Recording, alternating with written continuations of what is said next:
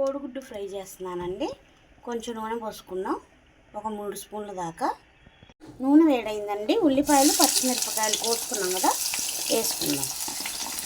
వేసుకోవాలంటే కళాయి పడేసుకోకూడదు.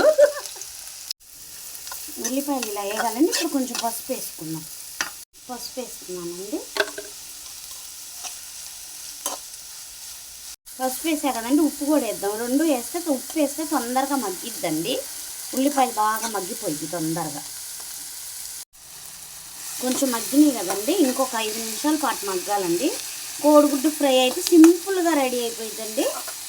అందుకనే నేను సింపుల్గా రెడీ చేసేస్తున్నా మా వారికి క్యారేజీకి. హెవీగా కూర వండాలంటే టైం లేదు, అందుకని. స్పూన్ కారం అండి. కారం వేసి బాగా కలపాలి. ఒక 2 నిమిషాల పాటు బాగా కలిపితే కారం స్మెల్ అంతా పోయిద్దండి. అప్పుడు కోడిగుడ్లు వేసుకోవచ్చు. ఉల్లిపాయలు అలా ఫ్రై అయినాయి కదండి, ఇప్పుడు కోడిగుడ్లు వేసుకుందాం. 4 గుడ్లు వేసుకున్నానండి. వేసిన వెంటనే కలపకూడదు, కొంచెంసేపు ఉడకాలండి. ఇప్పుడు కలుపుదామండి. చిన్నగా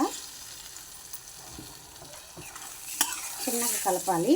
కోడిగుడ్డు బాగా ఫ్రై అవ్వకపోతే నీసు వాసన వస్తుందండి. మరీ కలపకూడదు, గుడ్లు పిసుగా అయిపోతాయి.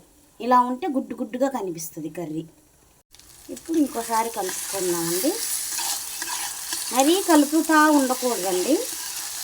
కలుపుతూ ఉంటే మొత్తం పీసులుగా అయిపోతాయి.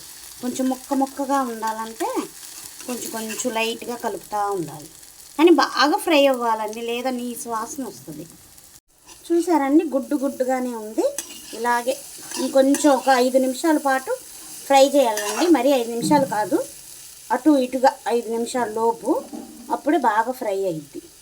ఈ కోడిగుడ్డు డెకరేషన్ కోసం పెట్టుకున్నానండి. ఇంకా ఫ్రై అయింది కదండి, స్టవ్ ఆపేసుకుందాం.